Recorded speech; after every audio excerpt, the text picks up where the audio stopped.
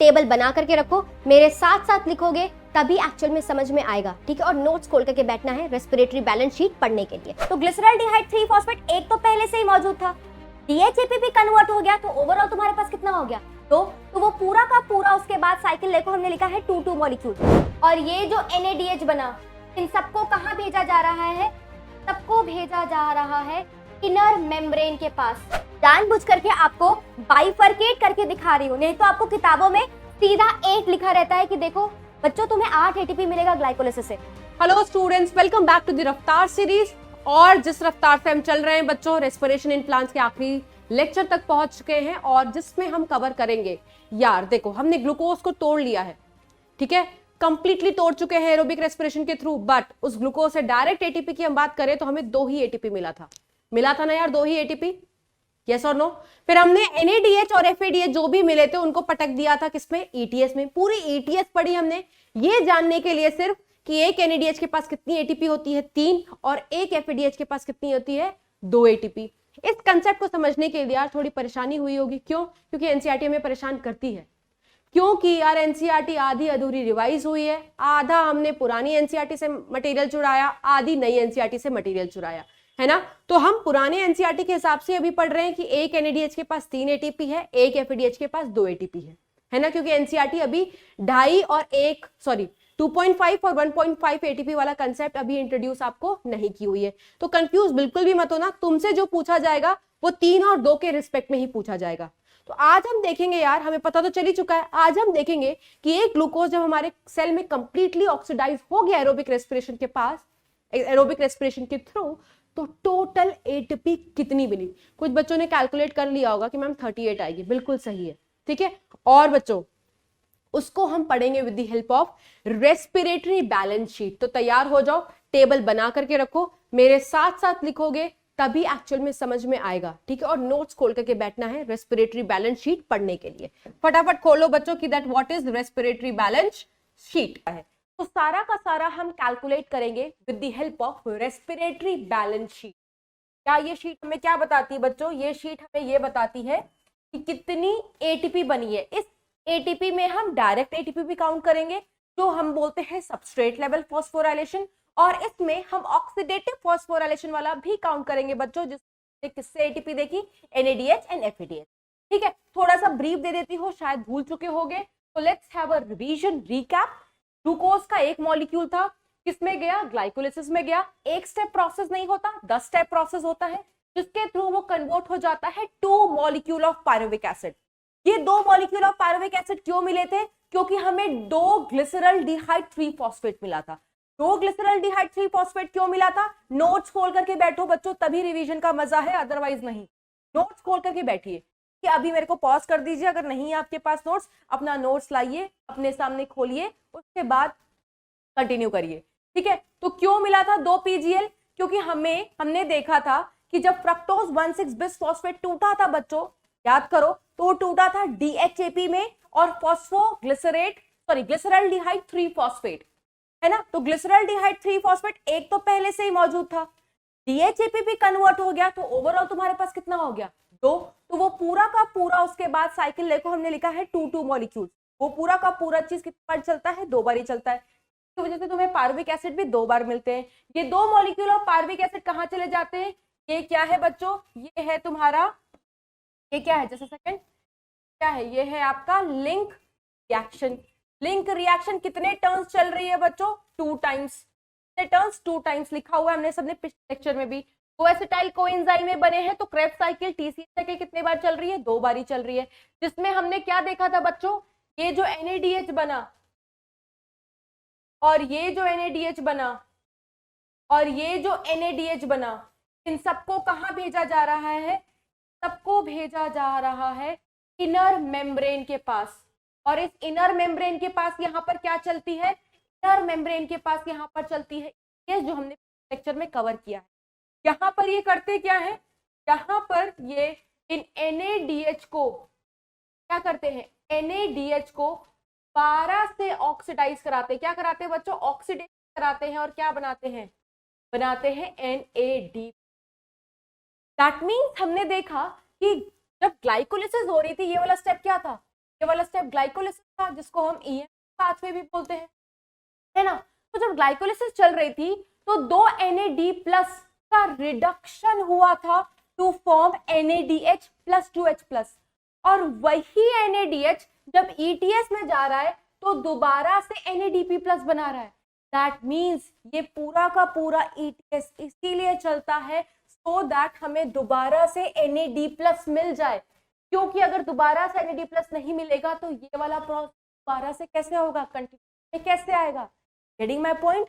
तो ये सारा कुछ हुआ है किसके थ्रू, सारा कुछ होता है ऑक्सीडेशन ETS के थ्रू।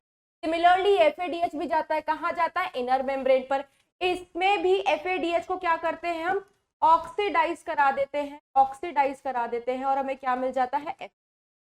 तो मोटा मोटा जो हमें बात समझ में आई कि whatever we are getting through aerobic respiration, whether we are getting NADH और वी आर गेटिंग FADH2, हम उसको उठा करके ETS में पटक देते हैं।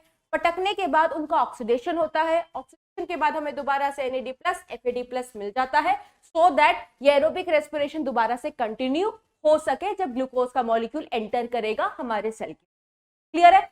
अब यहाँ पर देखो यार, अब वी नो दैट, अब हमें पता चल चुका है क्योंकि हम ETS पढ़ चुके हैं, तो एक NADH के पास 3 ATP होती है, एक FADH के पास 2 ATP होती है, पढ़ चुके हैं हम, है ना। तो अब हमारे पास जितने भी NADH और FADH बने हैं में भी ATP है। अब हम उसी टोटल ATP को कैलकुलेट करने जा रहे हैं। देखो कैसे कैलकुलेट करेंगे, ध्यान से सुनना बच्चों। एक ग्लूकोज मॉलिक्यूल के रिस्पेक्ट में हम सारा कुछ आंसर करेंगे, ठीक है। तो एक ग्लूकोज कितने टर्न ऑफ ग्लाइकोलिसिस जाता है, एक ग्लाइकोलिसिस का टर्न चलता है, तो हमने यहाँ पर नंबर ऑफ टर्न कितना लिखा, 1। उस एक ग्लाइकोलिसिस में बच्चों ग्लाइकोलिसिस का पन्ना खोल करके बैठना है, ठीक है। मेरे साथ साथ इस टेबल को भरते रहो तभी मजा आएगा। तो नंबर ऑफ ATP जो सबस्ट्रेट लेवल का मतलब है direct ATP which you are getting, तो कितना डायरेक्ट नेट ATP हम बताएंगे, 2 तो खर्च हो गया ना यार, खर्चे वाले को काउंट नहीं करेंगे। तो कितना डायरेक्ट ATP हमें मिल रहा था, 2 ATP मिल रहा था। Number of ATP through oxidative phosphorylation, oxidative phosphorylation का मतलब वो ATP जो ETS के थ्रू बनी है। ETS में कौन सी ATP बनती है, जो NADH और FADH से बनती है।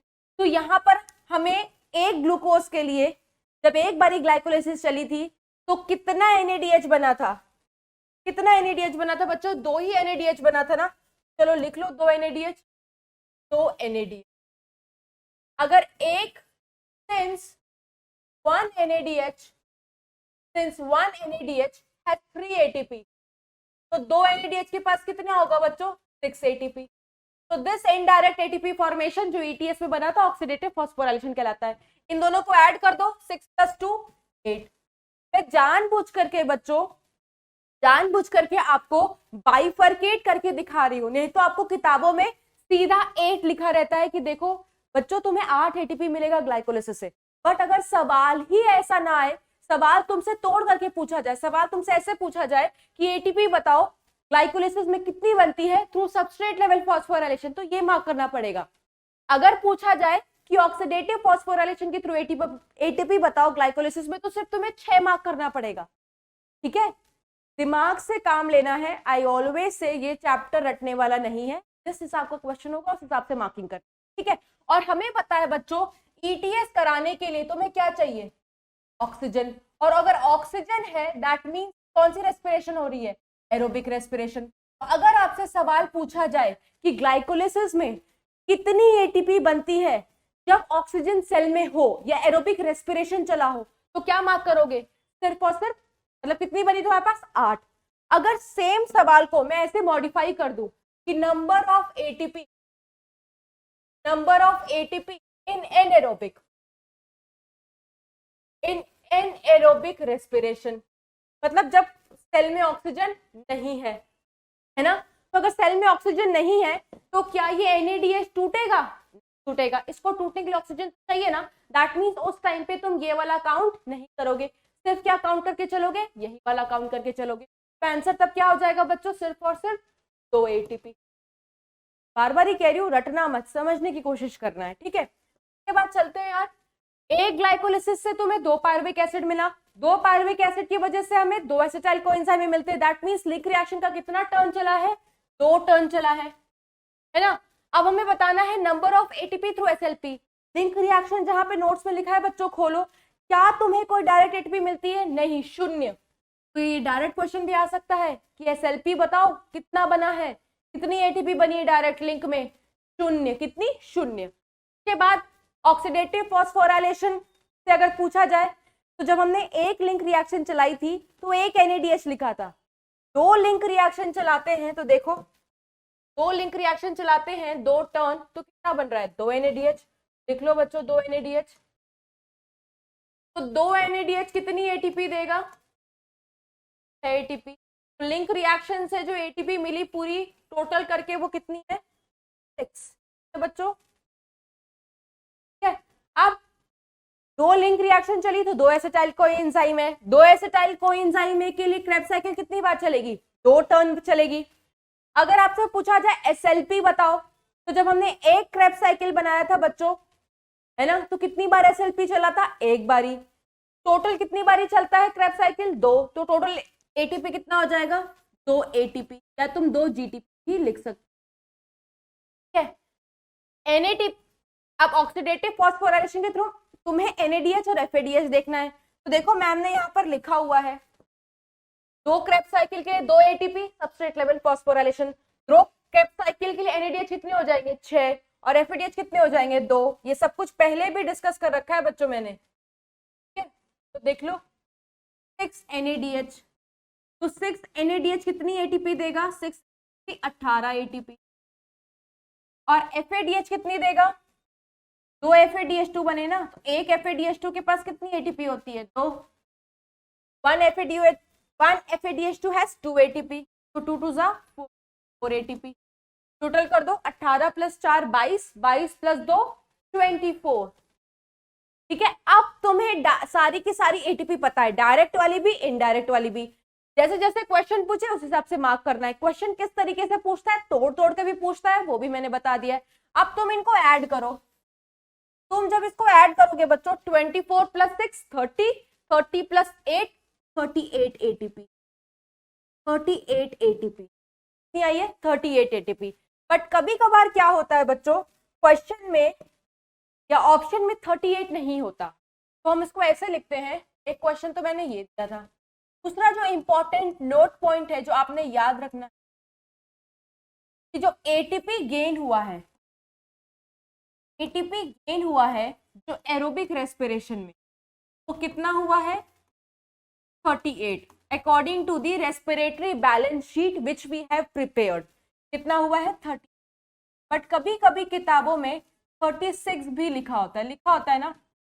तो टोटल जो हमने एटीपी काउंट किया है, इट कैन बी 38 और इट कैन बी 36। ध्यान से सुनते रहना, ये किस पे डिपेंड करता है? It depends on shuttle used in aerobic respiration. किस पे डिपेंड करता है कि किस प्रकार का शटल यूज किया गया है एरोबिक रेस्पिरेशन। अब ये एक चीज, नई चीज आ गई है, सुनना। चाहूं तो मैं यार सीधा सीधा इतना ही लिखवा करके छोड़ सकती हूँ कि शटल आपके सिलेबस में नहीं है, बट कुछ बच्चे फिर बोलेंगे या सोचेंगे कि मैम ने तो पूरा कंप्लीट नहीं कराया, तो मैं बहुत ब्रीफ में बता रही हूँ सो दैट तुम्हें समझ में आ जाए।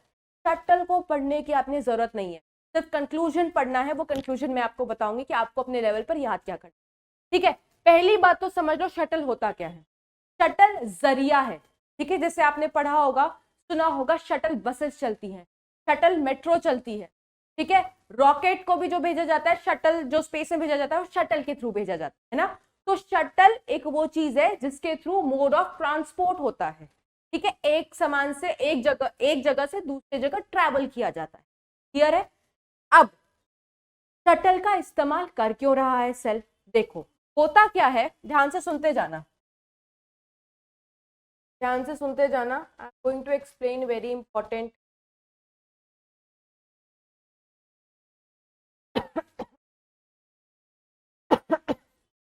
सॉरी यार, एक्सक्यूज। हाँ, ये देखो होता क्या है बच्चों, ये हमारा माइटोकॉन्ड्रियल मेम्ब्रेन है ना। ये हमारा क्या है? माइटोकॉन्ड्रियल मेम्ब्रेन है, या कह लो माइटोकॉन्ड्रिया है जिसके दो मेम्ब्रेन है, outer mitochondrial membrane, inner mitochondrial membrane. ये हमारा मैट्रिक्स है।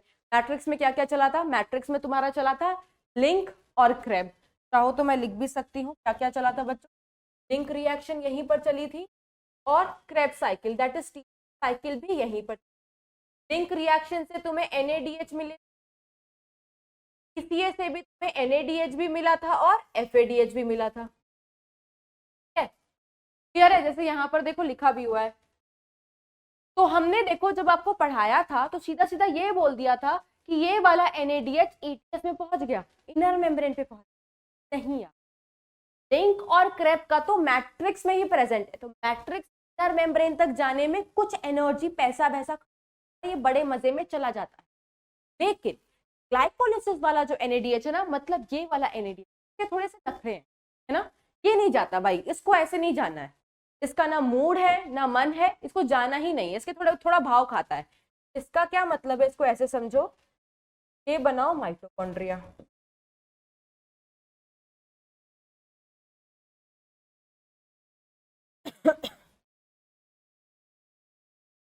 बनाया ये माइटोकॉन्ड्रिया, मेम्ब्रेन ऑफ और दिस इज ऑफ माइटोकॉन्ड्रिया। तो इन फोल्डिंग्स के फॉर्म में होता है, क्या कराना, a part of aerobic respiration. यहाँ पर देखा यार ग्लूकोज है, ग्लूकोज गया ग्लाइकोलिस बनाया 2 पायरुविक, क्या बनाया बच्चों, पायरुविक एसिड। इस दौरान हमें मिलता है 2 मॉलिक्यूल ऑफ एन। अब हमें पता है बच्चों इस NADH के पास भी एनर्जी होती है, बट वो एनर्जी तभी पता चलती है जब ये NADH का मॉलिक्यूल कहाँ जाए, जब ये NADH का मॉलिक्यूल माइटोकॉन्ड्रिया में। बट ये NADH ग्लाइकोलिसिस वाला NADH माइटोकॉन्ड्रिया में एंट्री लेता ही नहीं, इसको एंट्री के लिए पुश करना पड़ता है, इसको बैठाना पड़ता है शटल में। तो हमारे पास सिस्टम में 2 शटल मौजूद हैं, एक का नाम है ग्लिसरॉल 3 फॉस्फेट और एक होता है मैलेट एस्पार्टेट शटल। ध्यान से सुनना, तो अगर मैलेट एस्पार्टेट शटल चलती है, ये शटल क्यों चल रही है, ये सब कुछ प्रोसेस कहाँ चल रहा है बच्चों, ये साइटोप्लाज्म में चल रहा है। तो ये जो ग्लाइकोलिसिस वाला NADH है वो कहाँ पर बना है, वो साइटोप्लाज्म में बना है। साइटोप्लाज्म से उसको माइटोकॉन्ड्रिया में ट्रांसपोर्ट कराना है, ट्रांसपोर्ट कराने के लिए हम शटल का इस्तेमाल कर रहे हैं, ठीक है। तो अगर मैलेट एस्पार्टेट शटल चली, क्या चला बच्चों, मैलेट एस्पार्टेट शटल, ध्यान से सुनना तभी समझ में आएगा। NADH ट्रांसपोर्ट हो रहा था और पहुंचा भी कौन, पहुंचा भी NADH, कोई प्रॉब्लम नहीं हुई। दूसरी जो शटल चलती है, दूसरी कौन सी शटल चल सकती है, दूसरी जो शटल चलती है दैट इज ग्लिसरॉल 3 फॉस्फेट, एक ये बस है, ठीक है। ये बस क्या करती है, उठाती तो NADH को है बट भेजती किसको है, भेजती FADH को है। अब हमें पता है कि एक NADH के पास 3 ATP होता है, तो अगर यहाँ पर 2 NADH आया तो कितनी ATP हुई, 6 ATP इस शटल के थ्रू आया है। अगर ग्लिसरॉल 3 फॉस्फेट शटल चला तो 2 NADH का ट्रांसपोर्ट हुआ तो, बट वो किस फॉर्म में हुआ, FADH2 के फॉर्म्स में।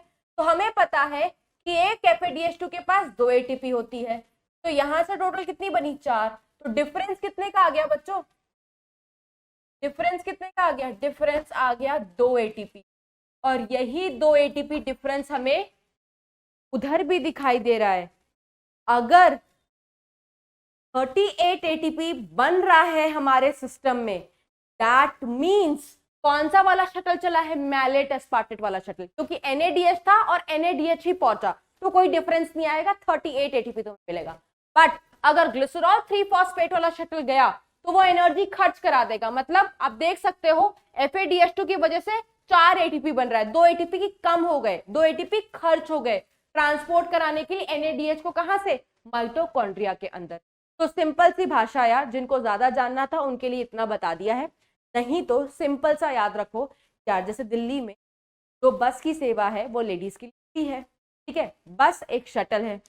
इसी तरीके से और भी बहुत सारी चीजें चलती हैं ट्रांसपोर्ट के लिए, कैब भी चलती है, ठीक है। अगर लेडीज या जो भी है, अगर वो बस ले लें तो उनका जो ट्रांसपोर्टेशन होगा दिल्ली के अंदर, जैसे भी कहीं भी जाना है उनको XYZ जगह, वो होगा फ्री ऑफ कॉस्ट, कोई खर्चा नहीं हुआ, है ना। सिमिलरली वो जो बस है लेडीज के लिए वो कैसी है, मैलेट एस्पार्टेट, जैसे यहाँ पर भी कोई एटीपी एनर्जी खर्च नहीं हुई। बट अगर वही लोग कैब ले ले, कैब में तो पैसे खर्च होंगे ना यार, तो कैब वाला शटल कौन सा हो गया, कैब वाला शटल ग्लिसरॉल 3 फॉस्फेट हो गया, क्योंकि एटीपी खर्च हो गई। तो सिंपल सी भाषा है कि ग्लाइकोलिटिक NADH2 माइटोकॉन्ड्रिया के अंदर डायरेक्टली एंट्री नहीं मार सकता, उसकी एंट्री करवानी पड़ती है। एंट्री करवाने के लिए हम शटल का इस्तेमाल करते हैं।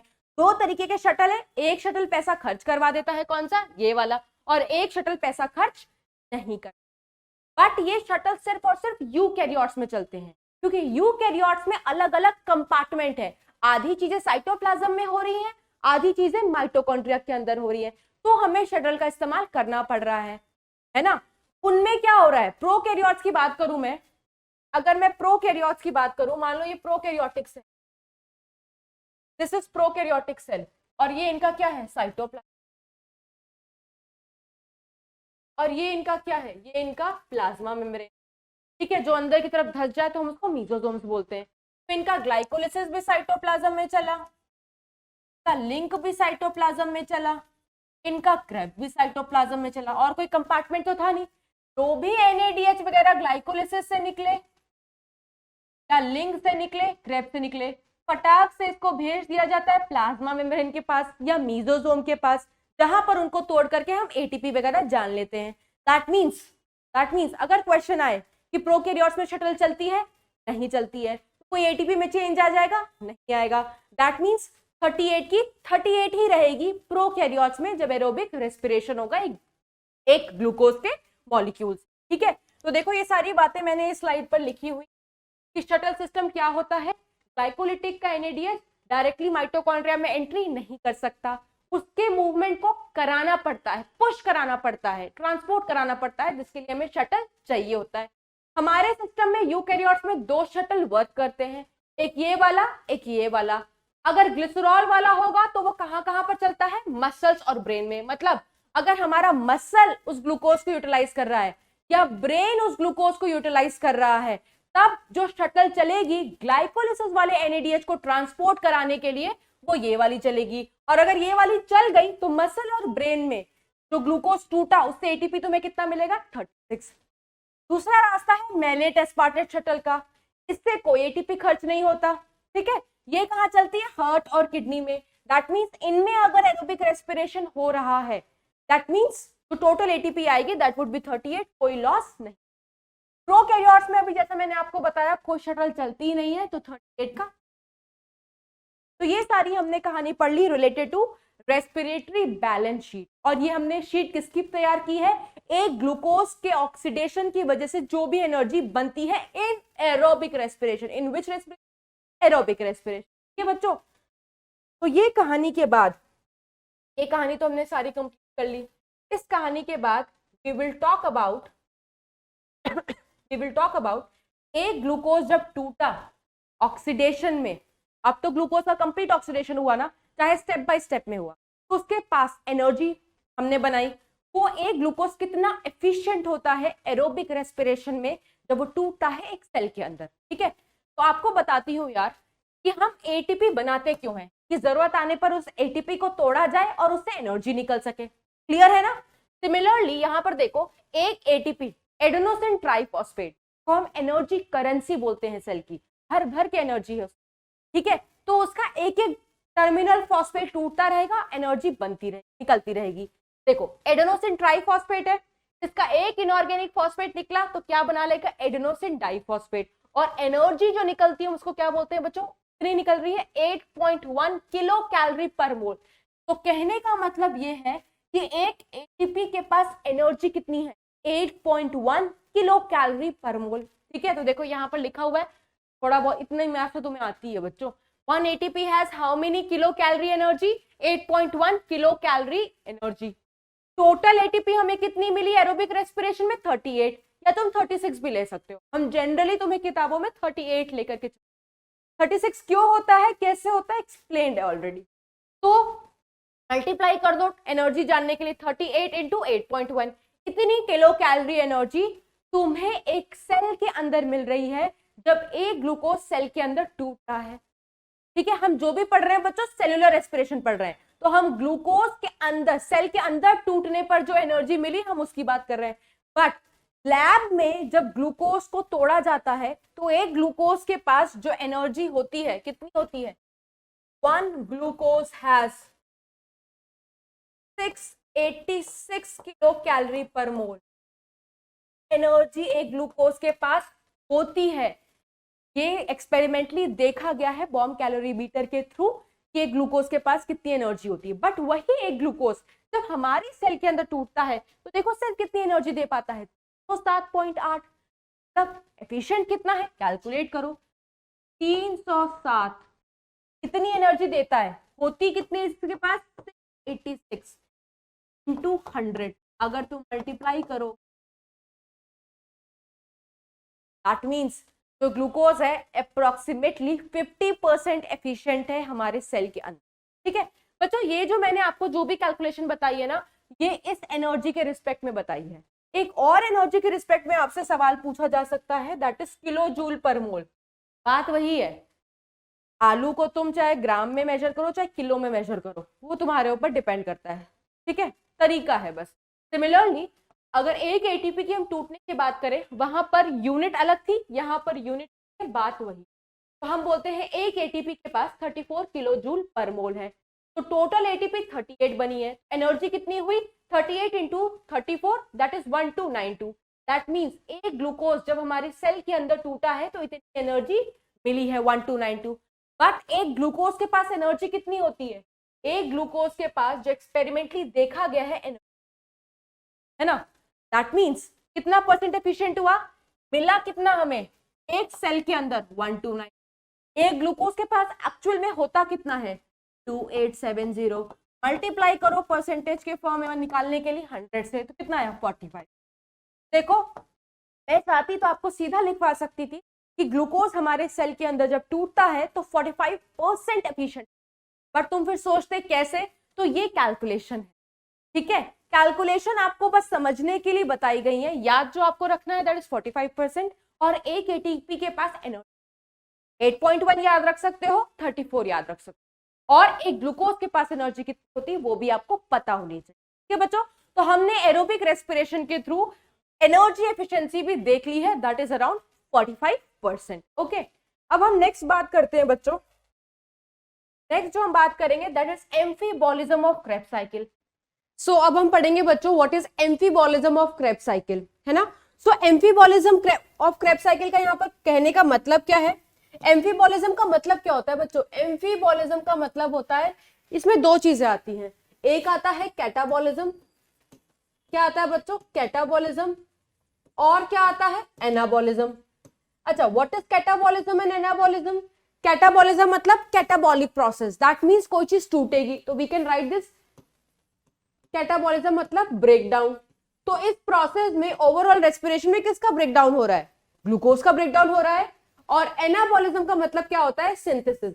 तो जो इंटरमीडिएट क्रेब्स साइकिल के बनते हैं ना बच्चों, उसको किसी ना किसी प्रोडक्ट को सिंथेसाइज करने के लिए इस्तेमाल किया जा सकता है। क्या किया जा सकता है, किसी दूसरे प्रोडक्ट के सिंथेसिस के लिए इस्तेमाल किया जा सकता है। दैट मींस यार याद करो, हमने शुरुआत में पढ़ा था, या अगर एनसीईआरटी पढ़ा होगा अभी तक तो आपको पता होगा कि वहां पर लिखा हुआ है that respiration is a catabolic process. मैं लिख रही हूं, एनसीईआरटी हमारी क्या लिखती है, रेस्पिरेशन क्या है बच्चों, रेस्पिरेशन सिर्फ रेस्पिरेशन की बात करें दैट मींस ग्लूकोज का टूटना है ना। तो रेस्पिरेशन कैसा है, it is a catabolic process. But आप देखो ना, इसके डेफिनेशन में भी हम लिखते हैं कि एटीपी सिंथेसाइज हो रहा है, दैट मींस उस रिस्पेक्ट में भी हम बोल सकते हैं कि ओवरऑल जो रेस्पिरेशन का पाथवे है वो कैसा है। पाथवे अगर क्वेश्चन आएगा तो एम्फीबॉलिक मार्क करोगे, क्या मार्क करोगे बच्चों, एम्फीबॉलिक। में फिर से बोल रही हूं, अगर पाथवे के रिस्पेक्ट में क्वेश्चन पूछा जाएगा तो what you will mark, amphibolic. This is what our NCERT writes. देखो पाथवे क्या है, पाथवे का मतलब बच्चों रास्ता, क्या है, रास्ता। तो ग्लूकोज बहुत सारे रास्ते से होकर के गुजरता है तब उसका कंप्लीट ऑक्सीडेशन होता है। जैसे हमने एरोबिक रेस्पिरेशन पूरा का पूरा कंप्लीट कर लिया है, उस एरोबिक रेस्पिरेशन में वो कौन कौन से रास्ते से होते हुए जाता है, ग्लाइकोलिसिस से जाता है, फिर लिंग से जाता है, फिर क्रेब, फिर अल्टीमेटली उसको कहां पर भेज देते हैं, उसका हम क्या करते हैं, उसको एटीएस में जाकर के पता कर लेते हैं कितनी एटीपी बनी है ओवरऑल। Getting my point? तो वो जो रास्ते की हम बात करते हैं ना यार, ओवरऑल रास्ता इज एम्फीबॉलिक। अगर हम सिर्फ रेस्पिरेशन की बात करेंगे तो what we are gonna mark कि ग्लूकोज टूटता है तो दैट इज कैटाबॉलिक। तो इस पर्टिकुलर चैप्टर में क्रेब्स साइकिल को एग्जाम्पल लेते हुए रेस्पिरेटरी पाथवे को एम्फीबॉलिक कहा गया है। कैसे, इसको कैसे समझेंगे? ग्लूकोज है, ग्लूकोज टूट गया, पार्शियली ऑक्सीडाइज हुआ 2 मॉलिक्यूल्स ऑफ पायरुविक एसिड में। ये जो 2 मॉलिक्यूल ऑफ पायरुविक एसिड है ये क्या बना लेता है, 2 मॉलिक्यूल ऑफ एसिटाइल कोएंजाइम में, which is the ultimate substrate for Krebs cycle। पढ़ रखा है हमने। अब ये जो एसिटाइल कोएंजाइम ए है ना, ये खुद टूटने का रिजल्ट है ना, खुद तो ये ब्रेकडाउन का रिजल्ट है, बट इस टूटे हुए प्रोडक्ट को हम इस्तेमाल कर सकते हैं किसी दूसरे चीज की सिंथेसिस के लिए। तो हम क्या बोलेंगे, ये किसकी सिंथेसिस कराता है, ये कराता है synthesis of fatty acids as well as gibberellin, जो एक तरीके का प्लांट हार्मोन होता है, जिब्रेलिन, है ना। अगर हम चाहे ना तो फैटी एसिड से एसिटाइल कोएंजाइम में भी बना सकते हैं, इससे एसिटाइल कोएंजाइम में भी बना सकते हैं। दैट मींस जो खुद एक ब्रेकडाउन का रिजल्ट है, that can be used for the synthesis of other material. Synthesis word भी आ गया और ये ब्रेकडाउन का रिजल्ट है, कैटाबॉलिज्म भी आ गया। तो ये जो रास्ता है, इस रास्ते में ये भी हो रहा है, ये भी हो रहा है, ये रास्ता ही तो है, ग्लूकोज के टूटने का रास्ता है, ये पाथवे है। इस पाथवे में आप ये दोनों चीजें देख रहे हो, इसीलिए ओवरऑल इसको क्या बोलते हैं, क्रेब्स साइकिल, एम्फीबॉलिज्म का क्रेब्स साइकिल। ठीक है, तो इस एम्फीबॉलिज्म ऑफ क्रेब्स साइकिल में जो एग्जांपल एनसीईआरटी लिखती है कि इसको हम इस्तेमाल कर सकते हैं फैटी एसिड के लिए, सिंथेसिस के लिए, और इन रिटर्न इससे ये भी बनाया जा सकता है, मतलब 2 वे है। ठीक है, फिर अगर हम ऑक्सैलोएसिटिक एसिड की बात करें तो ऑक्सैलोएसिटिक एसिड से क्या सिंथेसाइज किया जा सकता है, इसको किस चीज के सिंथेसिस के लिए इस्तेमाल करेंगे, अल्कलॉइड्स के सिंथेसिस के लिए और पिरिमिडिन्स के सिंथेसिस के लिए। पिरिमिडिन्स वही है बच्चों जो आपने बायोमोलिक्यूल्स में पढ़ रखा है। ठीक है, पिरिमिडिन्स की सिंथेसिस के लिए। देखो फिर से ये किस, ऑक्सैलोएसिटिक क्या था, ब्रेकडाउन का रिजल्ट था। ठीक है, बट इसको भी किसी की सिंथेसिस के लिए इस्तेमाल कर रहे हैं, तो ये वाला चीज आ गया। उसके बाद अल्फा कीटोग्लूटारिक एसिड किसकी सिंथेसिस कराता है, प्रोटीन की सिंथेसिस। प्रोटीन किसके पॉलीमर होते हैं, मतलब किससे बने होते हैं, अमीनो एसिड के पॉलीमर से। तो अगर क्वेश्चन आए कि कौन सा इंटरमीडिएट क्रेब्स साइकिल का प्रोटीन या अमीनो एसिड का सिंथेसिस कराता है तो क्या मार्क करोगे, अल्फा कीटोग्लूटारिक एसिड। उसके बाद एक हमारे पास जो एनसीईआरटी एग्जांपल लिखती है सक्सिनाइल कोएंजाइम ए, ये किसका सिंथेसिस कराता है बच्चों, chlorophyll and phytochrome synthesis. Phytochrome क्या होता है बच्चों, you will get to know in the next chapter, phytochrome synthesis, not next chapter, PGR वाले चैप्टर में। ठीक है, सो यस, तो ये जितने भी 4 एग्जांपल्स लिखे हमने, ये किसके अंदर लिखे हैं, amphibolism of Krebs cycle, which explains that कि जो भी इंटरमीडिएट्स हमें क्रेब्स साइकिल में बन रहे हैं, they are itself the result of breakdown of the glucose. ये सारे पाथवे में बने हैं और इनको किसी ना किसी चीज के सिंथेसिस के लिए इस्तेमाल कर रहे हैं। तो ब्रेकडाउन और सिंथेसिस दोनों वर्ड का इस्तेमाल है। That is why it is said to be emphysema of Krebs cycle. Okay, so we are done with the anaerobic respiration. Sorry, we are done with the aerobic respiration. We have completed what do we mean by a emphysema of Krebs cycle. And दोनों questions भी कर लिया। अगर ये पूछे तो ये mark करोगे, पाथवे पूछे तो एम्फीबॉलिक मार्क करोगे। ठीक है, अब बात करते हैं यार, हमने एरोबिक रेस्पिरेशन क्या होता है, उसके कैसे कैसे स्टेप्स हैं, कितनी एटीपी बनती है, कितना एफिशिएंट होता है, सब कुछ कवर कर लिया। बट व्हाट अबाउट वो वाला केस भी पढ़ लेते ना यार कि मान लो अगर सेल में ऑक्सीजन है ही नहीं तो कैसे यूटिलाइज करती है सेल, मतलब फिर कैसे बनती है एनर्जी। ठीक है, तो चलो उसको भी देख लेते हैं बच्चों। तो अगर याद करो यार, तो हमने नसीब पढ़ा था ना, फेट ऑफ पायरुविक एसिड। तो हमने क्या डिसाइड किया था, देखो ध्यान से देखना है, गौर फरमाना है, थोड़ा सा रिकैप करवा रहे हैं पुराना। ग्लूकोज टूटा था किसमें, 2 मॉलिक्यूल ऑफ पायरुविक एसिड। बार बार बता रही हूं, ये सिंगल स्टेप प्रोसेस नहीं होता, ये डॉटेड लाइन दिखाने का मतलब है बीच में भी बहुत सारे स्टेप होते हैं और कितने स्टेप होते हैं? टोटल 10 स्टेप लगता है एक ग्लूकोज को 2 मॉलिक्यूल ऑफ पायरुविक एसिड को तोड़ने में।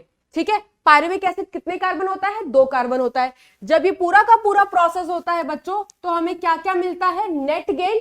हमें नेट गेन मिलता है 2 NADH। साथ ही साथ हमें क्या मिलता है बच्चों? साथ ही साथ हमें मिलता है 2 ATP। We are only concern with net gain. जो खर्चा हो गया भूल जाओ, वो वापस नहीं आएगा। ठीक है, तो ये नेट गेन था। साथ ही साथ हमें 2 मॉलिक्यूल ऑफ पायरुविक एसिड मिला था। तो हमने डिस्कस किया था बच्चों कि अगर सेल के पास ऑक्सीजन होता है तो ये पायरुविक एसिड कहां चला जाता है? एरोबिक रेस्पिरेशन में, जिसका पहला स्टेप हमने पढ़ा था लिंक रिएक्शन। लिंक रिएक्शन के बाद क्या हो गया था? Krebs cycle. लिंक और क्रेब में हमें कुछ चीजें मिली थी। क्या मिली थी? एक तो डायरेक्ट एटीपी मिली थी। डायरेक्ट एटीपी हमें सिर्फ क्रेब में मिलती है, लिंक में नहीं मिलती है, पढ़ रखा है हमने। लिंक में हमें NADH मिलता है, क्रेब में भी हमें NADH और FADH मिलता है। इनमें भी एटीपी छुपी हुई होती है, बट हमें पता कब चलती है? जब इन NADH और इन FADH को कहां भेज दिया जाता है? ETS में, जहां पर उनको तोड़ा जाता है। NADH को जब हम तोड़ते हैं, तोड़ने का मतलब ऑक्सीडेशन, तो क्या बनता है? NAD+ बनता है।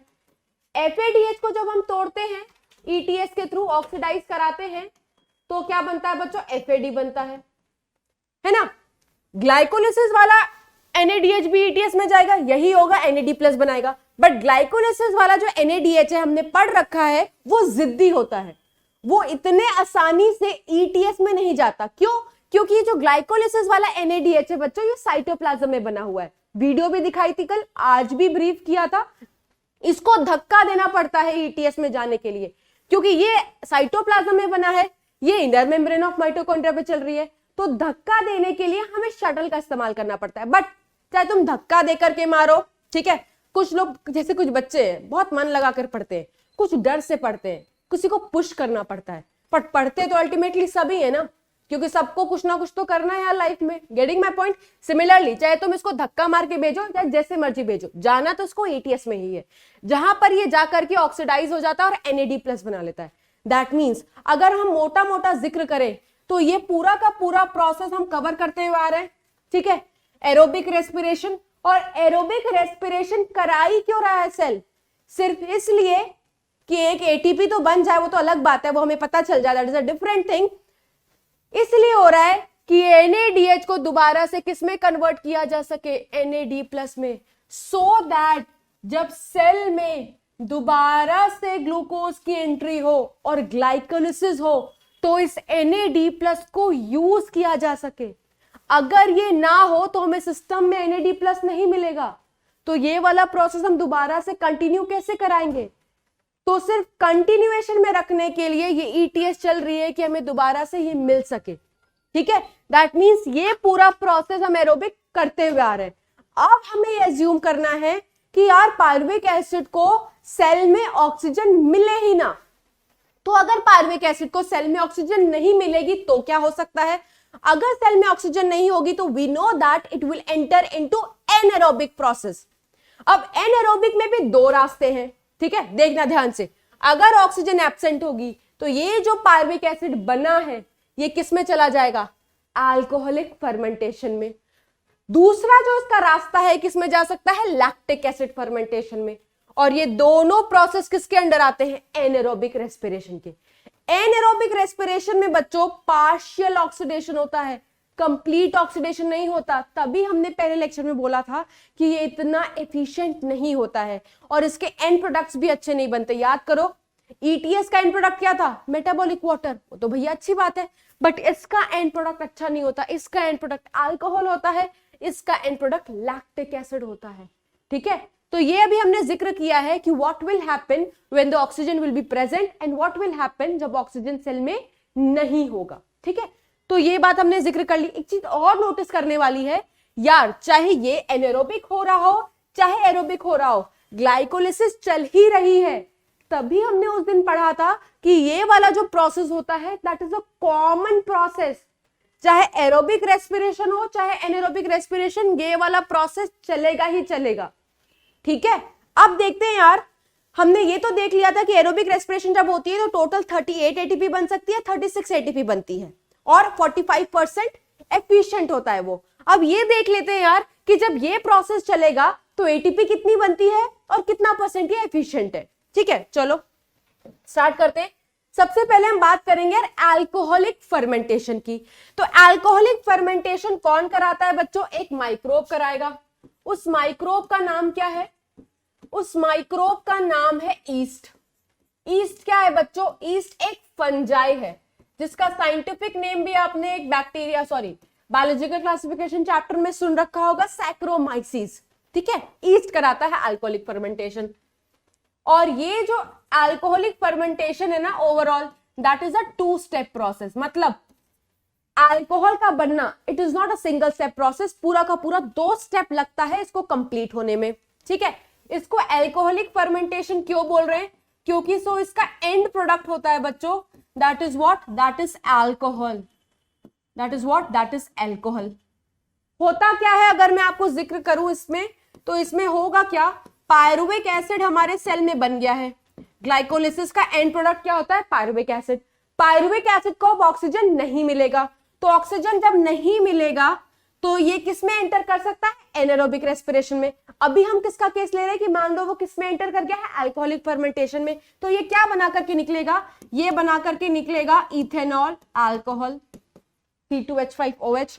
और क्या बनाता है साथ ही साथ? CO2। और क्या है? रेस्पिरेशन है तो एनर्जी थोड़ी बहुत कम ही सही यार, बट निकलेगी तो जरूर, तो उसको भी लिख लेते हैं, दैट इज एनर्जी। ठीक है, अब ध्यान से सुनना है, होगा क्या? ये प्रोसेस तो चलेगा ही चलेगा बच्चों, कॉमन प्रोसेस है। ग्लूकोज टूटेगा 2 मॉलिक्यूल ऑफ पायरुविक एसिड में। एरो के ऊपर मैंने इनका नेट गेन लिख दिया है। नेट गेन क्या मिलता है? 2 NADH और 2 ATP। क्या लिखा है बच्चों इसके ऊपर? Net gain of glycolysis. अब we have assumed that there is no oxygen in the system, so this pyruvic acid will enter into anaerobic process, or you can say alcoholic fermentation। जो सबसे पहला स्टेप होता है alcoholic fermentation में, that is decarboxylation. Decarboxylation का मतलब होता है CO2 का रिमूवल। क्या होता है? CO2 का रिमूवल। क्योंकि 2 पायरुविक एसिड है तो कितने CO2 निकालोगे? 2 मॉलिक्यूल ऑफ CO2 निकालोगे।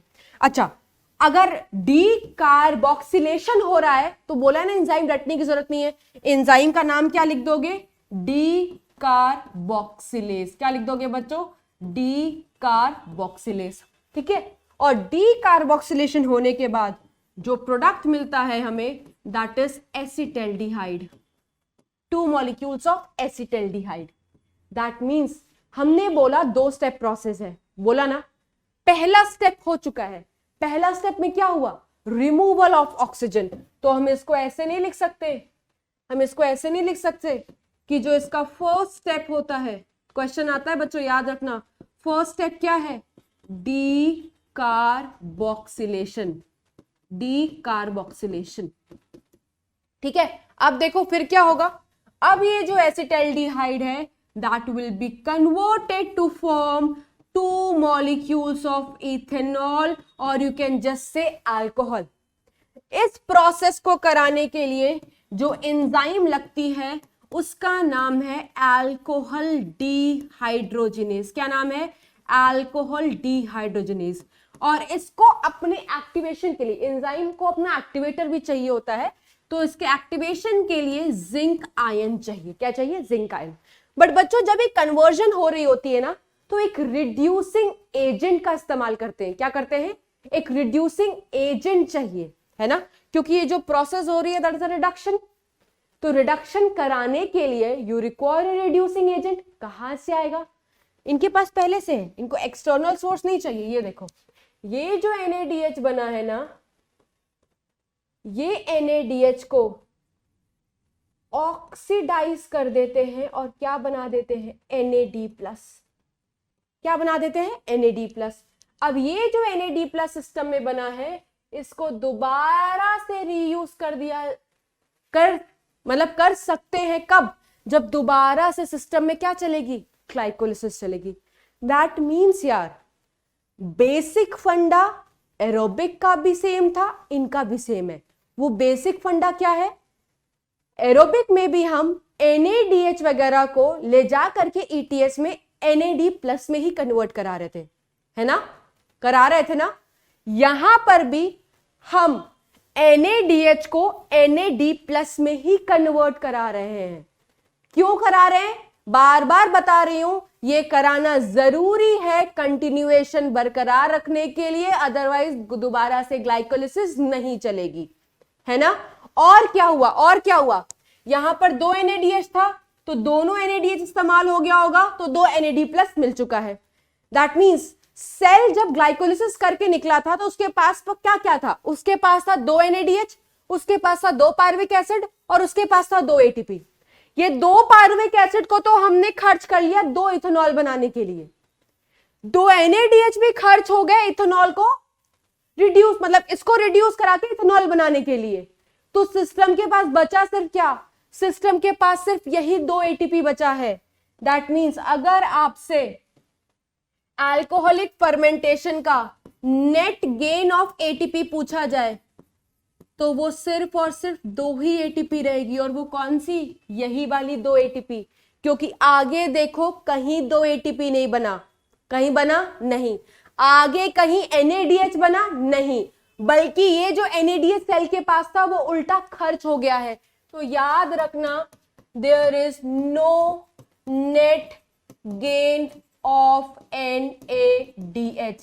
दैट मीन्स यार, कहां एरोबिक में हमने 38 ATP बना रखी थी और कहां एनारोबिक में 2 ATP मिल रही है। There is a huge difference, है ना। तभी तो हम कहते हैं यार बिल्कुल भी एफिशिएंट नहीं है। तो यार सेल फिल चराई क्यों रहा है, एक ये भी सवाल है।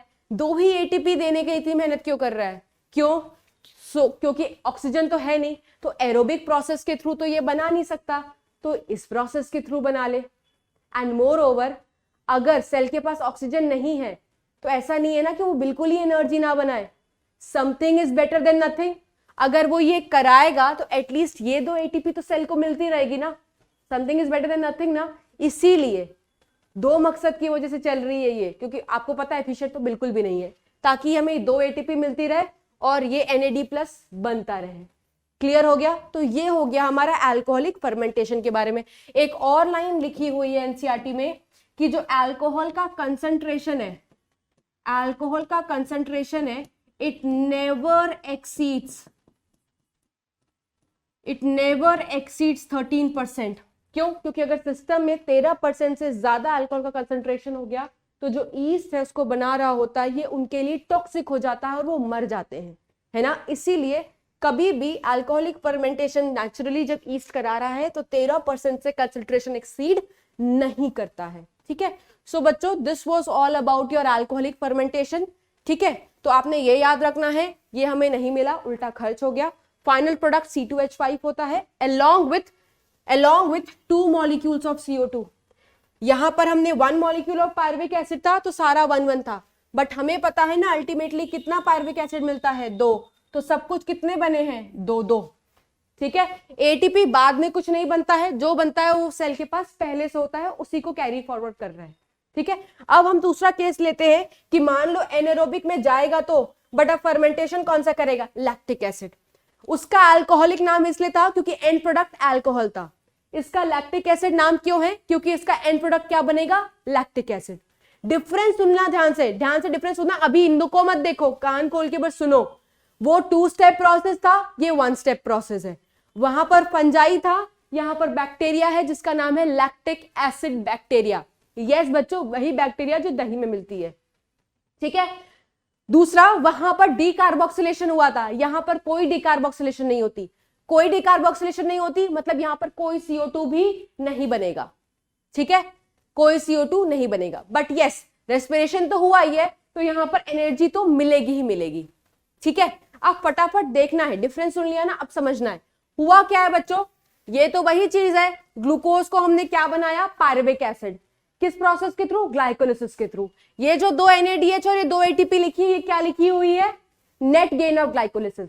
अब बेचारा पायरुविक एसिड सिस्टम में तो बन गया, बट इसके पास ऑक्सीजन नहीं है, तो ये वेस्ट नहीं करेगा अपने आप को, ये अपने आप को इस्तेमाल करवाएगा, बट किस प्रोसेस के थ्रू, एनारोबिक रेस्पिरेशन के थ्रू, और वो भी कौन से, लैक्टिक एसिड के थ्रू।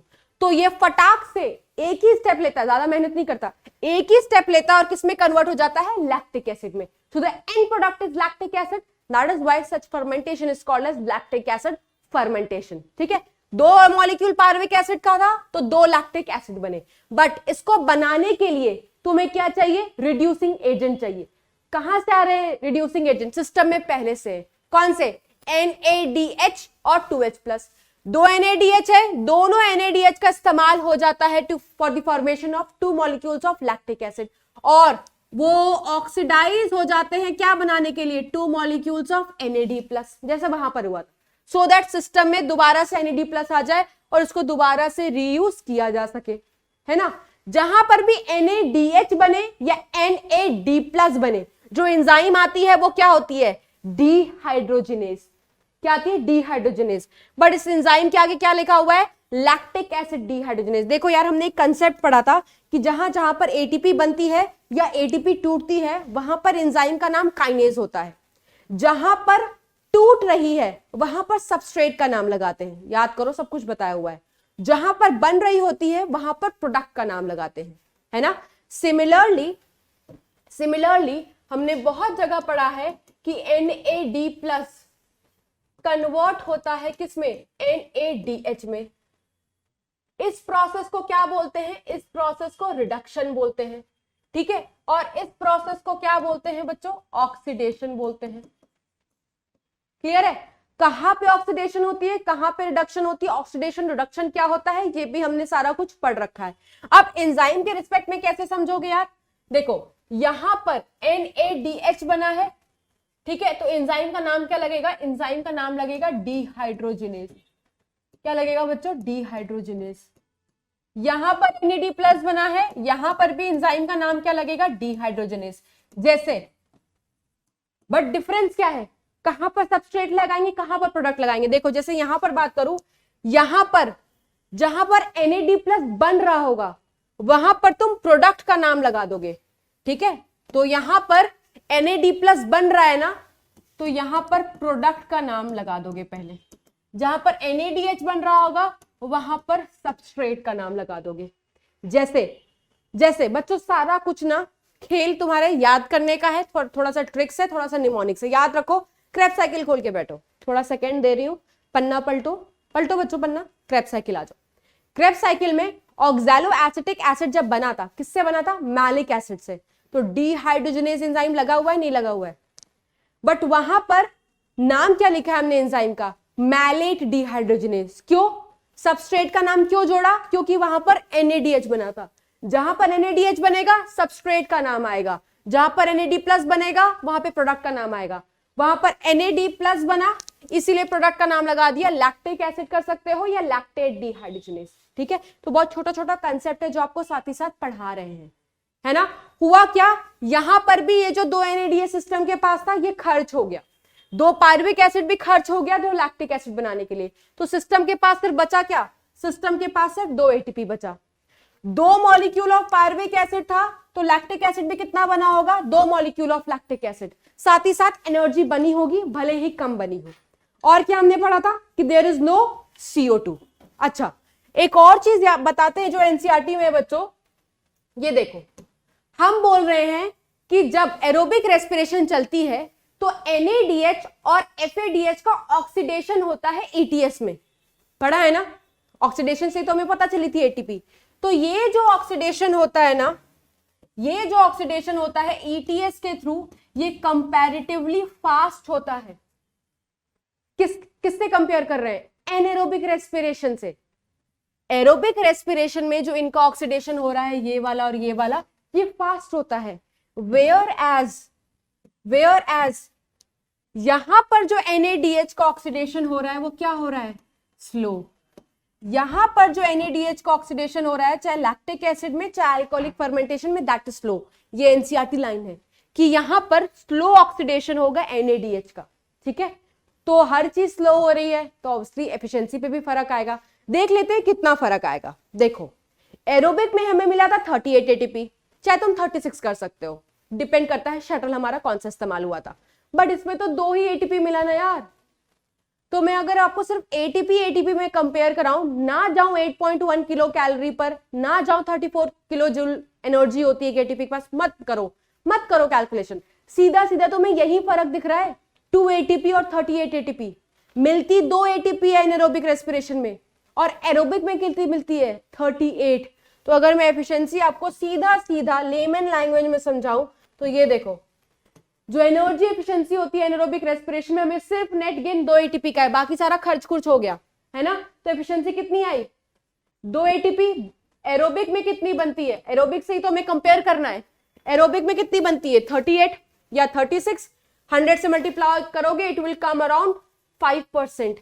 इसीलिए हमारी एनसीईआरटी लिखती है कि एनारोबिक रेस्पिरेशन में less than 7% of energy is release, 5%, 7% से कम ही है। इसीलिए हम बोलते हैं एरोबिक ज्यादा एफिशिएंट होता है as compare to the anaerobic. सबूत है हमारे पास, ठीक है। इसके बाद यार हमने सब कुछ कवर कर लिया है ना। फिर हमारी एनसीईआरटी कहती है यार, एक फ्लो चार्ट बनाया हुआ है कि हम 3 रेस्पिरेटरी सबस्ट्रेट खाते हैं। बिल्कुल खाते हैं, खा सकते हैं। रेस्पिरेटरी सबस्ट्रेट को डिफाइन कैसे करते हैं, वो सामान, वो खाना जो हम खाते हैं और अपने सेल के अंदर आसानी से तोड़ सके, ऑक्सीडाइज कर सके, उसको खाना बोलोगे या तुम रेस्पिरेटरी सबस्ट्रेट बोलोगे, है ना। 3 रेस्पिरेटरी सबस्ट्रेट हमने पढ़े थे बच्चों, कौन कौन से हमने पढ़े थे, फैट्स, कार्बोहाइड्रेट एंड प्रोटीन्स पढ़े थे ना बच्चों। इसको बंद कर देती हूँ लाइट सो दैट तुम आसानी से देख सको। अब ध्यान से सुनना जो मैम सारी बातें बताएंगी। हमने ये तीनों रेस्पिरेटरी सबस्ट्रेट को डिफाइन कैसे किया था, क्योंकि ये आसानी से हमारे सेल के अंदर जाकर के टूटेंगे और हमें एनर्जी देंगे। फैट होता है, कार्बोहाइड्रेट होता है, प्रोटीन होता है। कार्बोहाइड्रेट को सबसे ज्यादा इस्तेमाल करते हैं, क्यों, क्योंकि फटाक से टूट के एनर्जी दे देता है, इंस्टेंट सोर्स होता है। तभी तो चक्कर आता है तो चीनी खा लेते हैं या ग्लूकॉन डी पी लेते हैं। फैट के पास मैक्सिमम एनर्जी होता है, इस्तेमाल फिर भी नहीं करता, क्यों, degradation as compare to the glucose थोड़ा सा बेकार है। और हमारे चैप्टर में सिर्फ कार्बोहाइड्रेट्स का ही दिखाया है, प्रोटीन और फैट्स का हमारे सिलेबस में नहीं है। पहली बात ये चमका लो अपने दिमाग में, ठीक है। आप फटाफट ब्रीफ करते हैं। कार्बोहाइड्रेट में क्या लिखा हुआ है कि ग्लूकोज मान लो, है ना। ग्लूकोज हम जैसे हम एनिमल्स हैं तो हम खाना, we can not do photosynthesis, है ना, हम खाना अपने अंदर नहीं बना सकते। प्लांट अपने अंदर खाना बना लेता है ग्लूकोज, तो उसको इस्तेमाल कर सकता है। या तो ग्लूकोज किस फॉर्म में स्टोर हो सकता है, स्टार्च के फॉर्म में, तो स्टार्च टूटेगा, ग्लूकोज बनाएगा, फिर वो ग्लाइकोलिसिस में जाएगा, है ना। या फिर सुक्रोज होता है उनके पास, तो सुक्रोज को वो तोड़ करके ग्लूकोज फ्रक्टोज बना सकते हैं और ये ग्लाइकोलिसिस में एंट्री मार सकते हैं। ये हमने पढ़ रखा है। अगर हम अपनी बात करें तो हम ग्लूकोज, चीनी, मिठाई खा करके अपने अंदर ग्लूकोज डाल लेते हैं और फिर वो टूट जाता है किस प्रोसेस के थ्रू, ग्लाइकोलिसिस के थ्रू। ग्लाइकोलिसिस चलती है तो बनता है डीएचएपी 3 कार्बन वाला, ग्लिसरॉल्डिहाइड 3 फॉस्फेट 3 कार्बन वाला, और पीजीएल बनता है 3 कार्बन वाला जिसको हम ट्रायोस फॉस्फेट बोलते हैं। फिर ये ग्लिसरॉल्डिहाइड 3 फॉस्फेट बहुत सारे स्टेप के बाद किसमें कन्वर्ट हो जाता है, पायरुविक एसिड में। पायरुविक एसिड क्या बना लेता है, एसिटाइल कोएंजाइम में। एसिटाइल कोएंजाइम में फिर अल्टीमेट सबस्ट्रेट होता है क्रेब्स साइकिल, जहां पर वो जाने के बाद कंप्लीटली ऑक्सीडाइज हो जाता है। We get the end product carbon dioxide and the water, ठीक है। तो ये हमने ब्रीफ किसका किया, ग्लाइकोलिसिस का। फैट भी जा सकता है, फैट जब टूटेगा तो फैटी एसिड में टूटेगा, ग्लिसरॉल में टूटेगा। ग्लिसरॉल फिर किस में चला जाता है, डीएचएपी में। डीएचएपी फॉर पीजीएल, पीजीएल के बाद पायरुविक, पायरुविक के बाद एसिटाइल कोएंजाइम में, एसिटाइल कोएंजाइम बाद क्रेब्स साइकिल। फैटी एसिड की बात करें डायरेक्टली एसिटाइल कोएंजाइम में बना लिया, बाकी का प्रोसेस फिर सेम है। प्रोटीन की बात करें तो अमीनो एसिड बनाया, क्योंकि प्रोटीन सिंपल फॉर्म क्या होता है उसका, अमीनो एसिड। अमीनो एसिड किस में कन्वर्ट हो जाता है, पायरुविक एसिड में। फिर रेस्ट ऑफ द रास्ता इज सेम। दैट मींस समझना क्या है हमें इससे, क्या नया है, ये तो हमने पहले ही पढ़ रखा था। थोड़ा सा यहाँ नया पढ़ा, यहाँ नया पढ़े। पढ़ना क्या है यार, तुम कोई भी खा करके प्रोडक्ट एनर्जी लो, कहीं ना कहीं जाकर के ये रेस्पिरेटरी सबस्ट्रेट आपस में इंटरलिंक्ड है। देखो कहीं ना कहीं तुम्हें मिलते हुए नजर आ ही रहे। ये पायरुविक एसिड बना करके मिल जा रहा है, ये भी पायरुविक एसिड बना करके मिल जा रहा है, फैटी एसिड एसिटाइल कोएंजाइम में बना करके मिल जा रहा है। दैट मींस हमने बोला था ना, रेस्पिरेशन का जो पाथवे है उसको क्या बोलते हैं, रास्ता। तो तुम कोई भी प्रोडक्ट खा करके एनर्जी लो, इनकी मंजिल सेम है।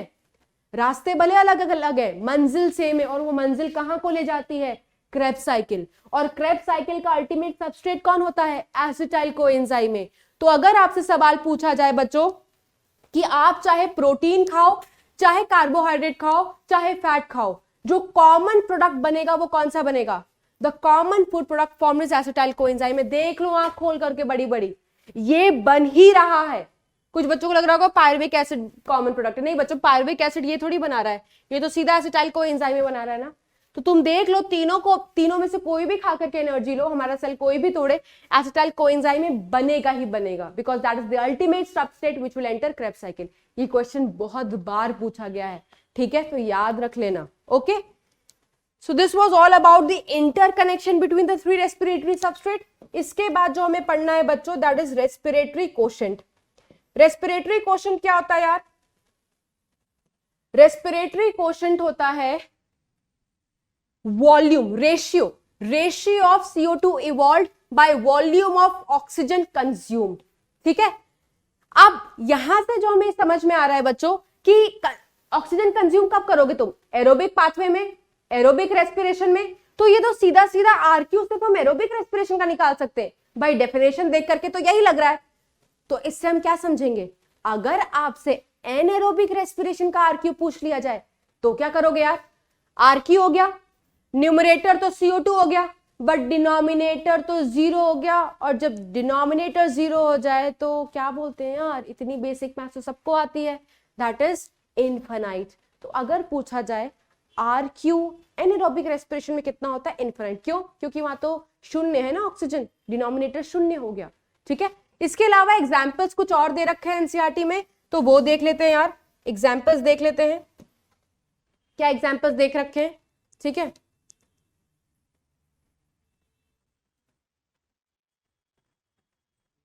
जो एग्जाम्पल अब हम पढ़ेंगे बच्चों आरक्यू में, हमारे एनसीईआरटी में 3 लिखा हुआ है, कार्बोहाइड्रेट का, फैट का और प्रोटीन का, है ना। उसको समझना कैसे है? अगर मैं कार्बोहाइड्रेट और फैट की बात करूं तो प्रॉपर इक्वेशन के साथ लिखा हुआ है, बट प्रोटीन का उन्होंने डायरेक्टली लिख लिया है 0.9, है ना। उसके अलावा हम 1-2 को और पढ़ेंगे which is important from the need point of view, and that is, just a second, देखो ये देखो, इन्होंने यहाँ पर रेशियो लिखा हुआ है कि आरक्यू है क्या? Volume of CO2 evolve by volume of oxygen consume, जो हमने डिस्कस किया। और ऑक्सीजन कंजम्पशन की अगर बात आ गई तो हम क्या बोलेंगे उसको? That is aerobic respiration. अगर एनारोबिक रेस्पिरेशन हो तो नीचे वाला 0 हो जाता है, तो रेशियो इनफाइनाइट पहुंच जाती है। ठीक है, अब कार्बोहाइड्रेट के लिए सेम इक्वेशन हमारी एनसीईआरटी में दी हुई है, बैलेंस्ड इक्वेशन है यार, है ना। बैलेंस्ड इक्वेशन में देखो यहाँ पर तुम्हें पता चल रहा है कितने कार्बन डाइऑक्साइड है? 6, और ऑक्सीजन कितना है? 6, तो 6/6 कितना हो जाएगा? 1। इसीलिए हमारी एनसीईआरटी लिखती है कि कार्बोहाइड्रेट का आरक्यू कितना है बच्चों? 1। फैट्स में सेम डिट्टो यही इक्वेशन दे रखी है। ये किस फैटी एसिड के बारे में है? ट्राइपाल्मिटिन। कभी कभार क्या होता है बच्चों, आप केमिस्ट्री में वैसे भी बहुत सारे फैटी एसिड्स पढ़ते हो, पामेटिक एसिड, स्टीयरिक एसिड, है ना, कभी कभी उनके फॉर्मूला दे देते हैं। अब तुम कैसे पहचानोगे कि वो फॉर्मूला फैटी एसिड्स का है? देखो, इतना बच्चों आपको केमिस्ट्री में थोड़ा बहुत तो पता ही होगा कि इनमें कार्बन और हाइड्रोजन का जो नंबर है वो बहुत ज्यादा होता है as compare to the oxygen. यहां पर भी देख सकते हो, है ना। अगर सीधा सीधा पूछा जाए कि आरक्यू ऑफ ट्राइपाल्मिटिन बताओ, पूछा जा सकता है, because it is there in the NCERT. या तो ये फॉर्मूला लिख देंगे और आपको बताएंगे कि भैया ये केमिकल है, इसका तुम बताओ। तो तुम्हें ये याद रखना पड़ेगा कि 51 कार्बन वाला कौन होता है? ट्राइपाल्मिटिन होता है। इक्वेशन देखो, 102 कार्बन डाइऑक्साइड है और 145 ऑक्सीजन है। रेशियो निकालोगे, इट विल कम अराउंड 0.7। तो फैट का आरक्यू कितना आया? 0.7। तो फैट का हमेशा 1 से कम होगा। प्रोटीन में देखो बच्चों, प्रोटीन डायरेक्टली एनसीईआरटी में 0.9 लिखा हुआ है ना। क्या लिखा हुआ है? 0.9। अब मैं आपको समझाने के लिए एक चीज बता रही हूं, आपको ये इक्वेशन याद करने की जरूरत नहीं है। ठीक है, जैसे यहां पर इन्होंने एग्जाम्पल लिया है एलिनिन का, अमीनो एसिड का। अमीनो एसिड की जो चेन होती है उसी को हम प्रोटीन बोलते हैं, पॉलीपेप्टाइड चेन। तो एलिनिन का एग्जाम्पल लेकर के इन्होंने समझाया है कि देखो रेशियो क्या आती है आरक्यू की प्रोटीन्स के केस में। तो यहां पर देखो बैलेंस्ड इक्वेशन जो है, यहाँ 5 कार्बन डाइऑक्साइड है, यहाँ पर 6 ऑक्सीजन है। तो 5/6 क्या हो जाएगा बच्चों? 0.83। दैट मीन्स प्रोटीन में भी क्या आएगा? प्रोटीन में भी it would be less than 1। तो फैट्स और प्रोटीन का हमेशा आरक्यू लेस देन 1 आता है। और आपको पता है बच्चों, रेशियो हमेशा 1 से कम आएगी जब नीचे वाला डिनोमिनेटर क्या हो? बड़ा हो। इसमें भी डिनोमिनेटर बड़ा था, इसमें भी डिनोमिनेटर बड़ा था। ठीक है, देखो मैं आपको समझाने की इक्वेशन बता रही हूं, मैं बार बार बोल रही हूं आपको। अब जो इक्वेशन मैं पढ़ाऊंगी ना उसको समझने की जरूरत नहीं है, सिर्फ यही दोनों इक्वेशन में ये आपको याद होनी चाहिए। अदरवाइज बाकी सब हम समझने के लिए इस्तेमाल करें, ये समझने के लिए इस्तेमाल कर रहे हैं, आपको याद हो ये जरूरी बिल्कुल भी नहीं है। ठीक है, उसके बाद organic acids not there in the NCERT but you should know. Organic acid में क्या होता है, जैसे आप बहुत सारे ऑर्गेनिक एसिड पढ़ते हो, मैलिक एसिड पढ़ते हो, सक्सेनिक एसिड पढ़ते हो, ऑक्सैलिक एसिड पढ़ते हो। ऑर्गेनिक एसिड में क्या होता है बच्चों, इनका फॉर्मूला देखो ना, ऑलरेडी ऑक्सीजन का कंसंट्रेशन बहुत ज्यादा है, तो इनको बाहर से ऑक्सीजन कंज्यूम करने की जरूरत नहीं होती है। दैट मीन्स इनका डिनोमिनेटर क्या हो जाता है, इनका डिनोमिनेटर हो जाता है छोटा, और डिनोमिनेटर जब छोटा हो जाए तो बच्चों रेशियो 1 से ज्यादा हो जाती है। देखो यही तो हुआ है, यहाँ पर 4 कार्बन डाइऑक्साइड है, 3 ऑक्सीजन, 4/3 1.3 आ रहा है। दैट मीन्स ऑर्गेनिक एसिड का हमेशा 1 से ज्यादा आएगा। ठीक है, अगर सीधा सीधा क्वेश्चन पूछे कि ऑर्गेनिक एसिड का बताओ तो मोर देन 1 कर देना, स्पेसिफिकली मैलिक एसिड का पूछे तो 1.3 बोल देना, या फिर और भी मैलिक एसिड और ऑर्गेनिक एसिड्स भी हैं, जैसे ऑक्सैलिक एसिड है बच्चों, फॉर्मूला दे करके भी पूछ सकता है। ठीक है, अगर ऑक्सैलिक एसिड आ जाए तो वैसे तो आपको पता है ऑक्सैलिक एसिड भी ऑर्गेनिक एसिड है, तो RQ 1 से ज्यादा ही होगा। कितना ज्यादा होगा, देखो यहां पर 4 है, यहां पर 1 है, 4/1, तो इनका RQ कितना है, बहुत ज्यादा, 4 RQ है। ठीक है, अब मैलिक एसिड का देखो ये फॉर्मूला है, मैलिक एसिड जब टूटेगा मतलब एज अ रेस्पिरेटरी सबस्ट्रेट जाएगा, तो देखो इसका क्या है बैलेंस्ड इक्वेशन, 4/3, तो यहां पर भी कितना आ रहा है 1.33, that means this is also greater than 1। Malic acid का हम पहले भी पढ़ चुके थे।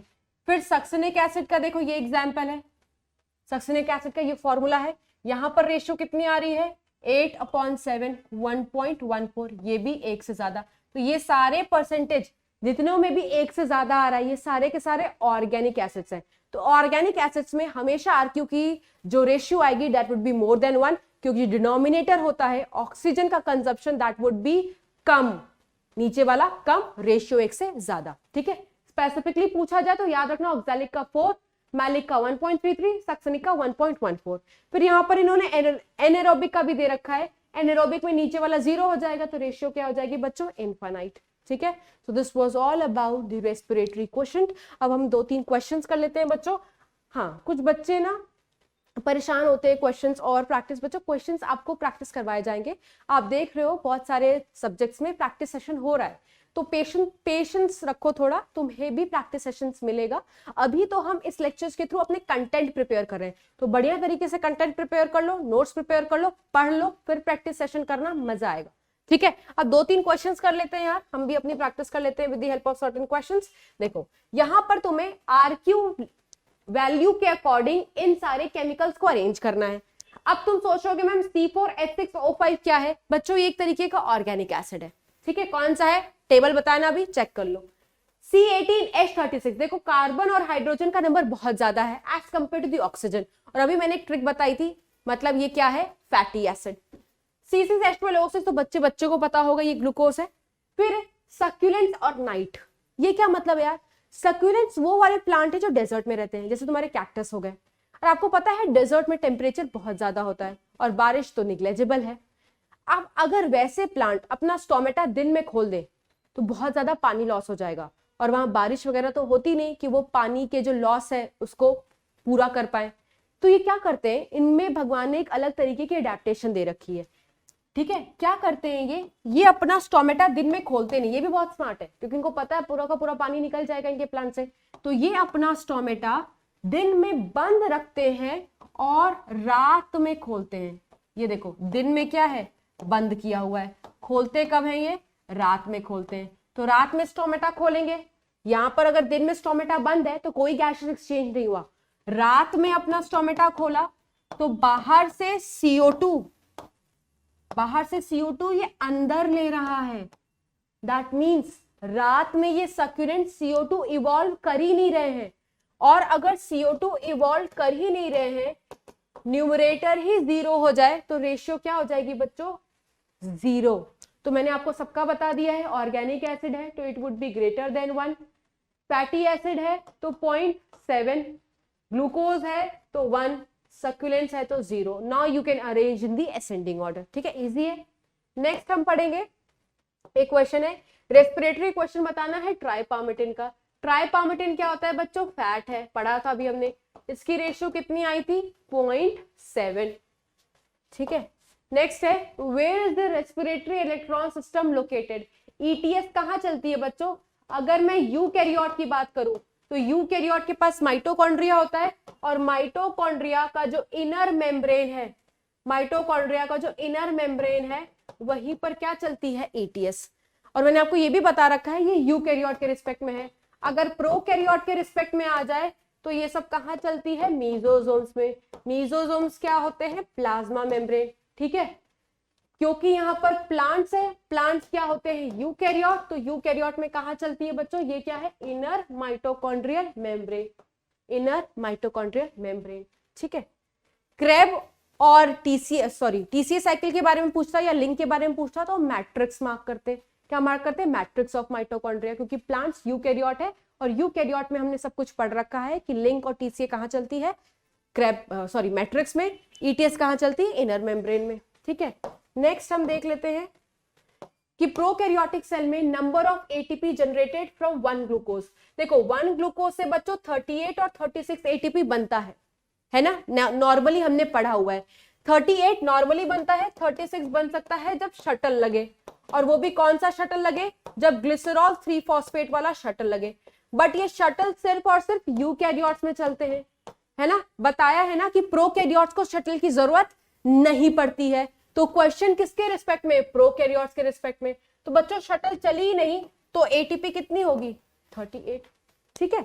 सो बच्चों और भी आपको क्वेश्चंस कराए जाएंगे, but for this lecture this is all for the topic respiration in plants, और ये आज का एंड लेक्चर था, ठीक है। नेक्स्ट हम मिलेंगे फोटोसिंथेसिस इन हायर प्लांट्स पे, but yes do have a revision, ठीक है, क्योंकि चैप्टर आपको लगता है ट्रिकी है, बट आपको अब सारे नोट सब कुछ मिल चुका है।